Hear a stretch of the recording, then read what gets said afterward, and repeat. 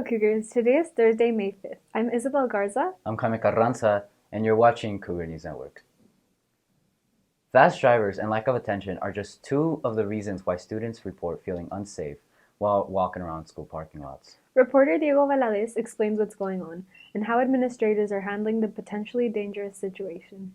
Driving around campus can be risky, but now in particular, it seems that crashes and accidents have increasingly become a common occurrence. Assistant Principal Mr. Quillin says he's already asked for more precautions like signs, speed bumps, and reflectors to be installed to avoid more situations like the one Jose Rodriguez got himself into. I stopped at McDonald's and this girl tried merging in with me, and I didn't let her, and she hit me on accident. Not only is staff concerned, but students are also worried about what could happen to them in their cars if they get involved in one of these situations. This lunchtime, I witnessed an accident. Dude was backing out. Dude smacked him. Some students have already learned the hard way that driving around campus can be dangerous. Sophomore Satu Casillas recently got his car totaled while crossing the intersection of Sonic. He wasn't available for an interview, but his passengers in the car with him at the time gave us the details. Basically what happened is that since we did get T-boned, my shoulder got hit since I was on the side of the impact, and the side of my head also got hit. Damian was not the only passenger that sustained injury. We're crossing to Sonic, and then basically all the cars were slowing down, but one didn't, and crashed into our passenger side. I got cut of the glass. Mr. Quillin was there shortly after the crash to make sure everyone was alright and got the story of what happened. I was out doing lunch duty on my scooter, so I was by the portables heading towards the magnet. I didn't see the accident, but I did hear the crash. So as soon as I heard the crash, I turned around and went down to the crosswalk, crossed the street with the flow of traffic, and then I went to the Sonic to see if everybody was all right. So as it turns out, it was a non-Franklin vehicle with a Franklin vehicle that was transporting 4 students. Driving is a privilege held by many people attending Franklin, but now it seems that you're better off leaving that wonderful privilege at home. I'm Diego Valadez, signing off. Franklin Student Council is making sure students have easy access to feminine products while at school. Reporter Kaylee Phillips shows us what the Period Project is all about and how it was developed. Samantha Galarza from Franklin High School started the Period Project to help girls. So I know that there's been times where me or my friends have been in need of a product and we don't have any, and I know it just happens when you don't expect it. So I think we really need this at our school because there's a bunch of girls that this has happened to and they don't have anything. So I just think it's helpful for girls. The project was made to help girls during that time of month and during emergencies. Student Council placed feminine products in all the girl restrooms on campus. I do think it's a very good idea. I think it's a lot easier for us teen girls to be able to have more access to easier access to period products in case of any emergency. So far, the products have helped many girls and has been a major success. I think it is a good idea, especially if someone forgot and then they just go to the restroom and then they're there, and it's very useful. I had a couple of friends who have been able to just go to the restroom and just grab any what they need, and they don't have to bring their whole bag or anything like that. The period products are purchased from money that got saved up during homecoming, which went towards the Stuco funds. We raised a lot of money from homecoming, so whenever we're in need of something like that for the school, we use our Stuco funds. So it's not donated, it doesn't come out of our pockets, it comes out of the Stuco funds money. Samantha says they try to restock these items every month. We try to restock them once a month, except it does take a little bit because we do need permission to use that money, so it might take a little longer to get the okay to use the money. As far as right now, the period projects will continue on because of all the positive feedback it has received. This is Kaylee Phillips reporting. One organization on campus is looking to help women across the world who may not have regular access to feminine products. Days for Girls is a global organization that is meant to provide access and education to menstruating people everywhere through the ability or the availability of menstrual products. To help support the Days for Girls organization, Franklin's Social Justice Club is holding a donation drive. The club is looking for a plain 100% cotton or cotton blend underwear for women and girls. They can be in different cuts like briefs, hipster, or bikini. For girls, sizes 8 through 16, and for women, sizes 5 through 8.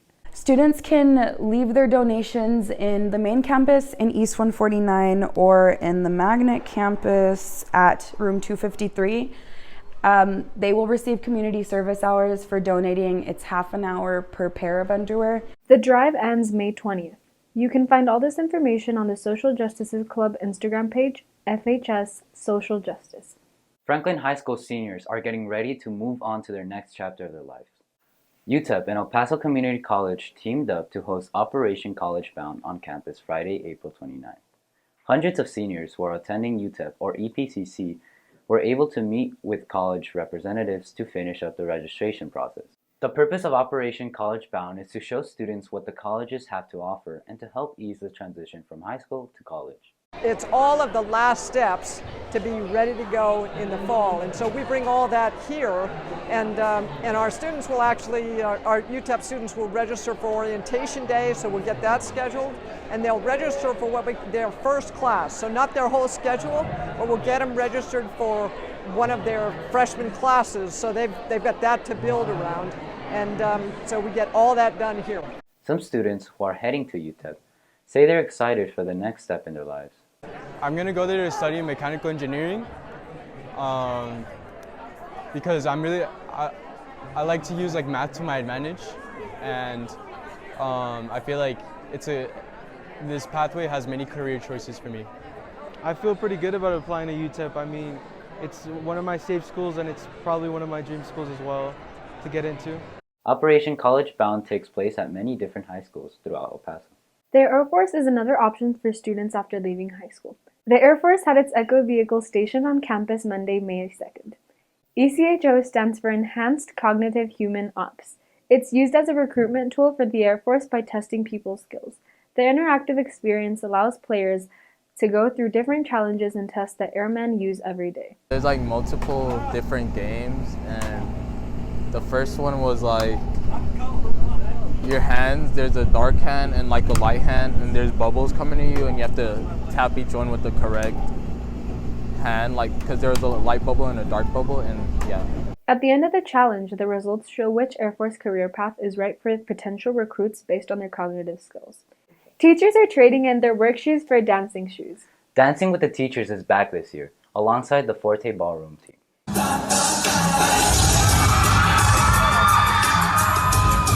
This is a video from 2020 from reigning champ Coach Smith.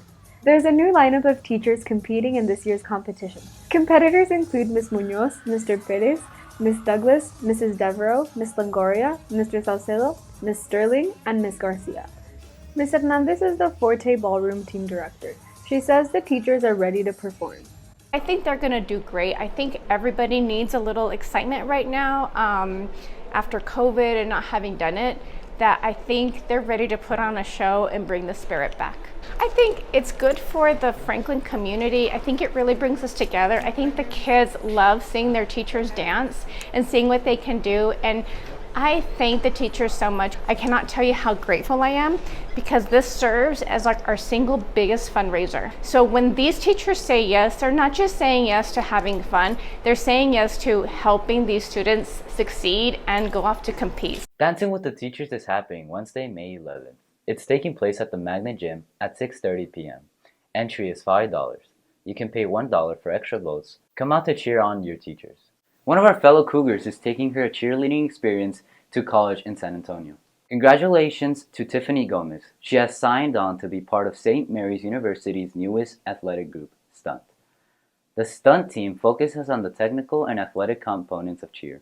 Tiffany had been a cheerleader all throughout high school.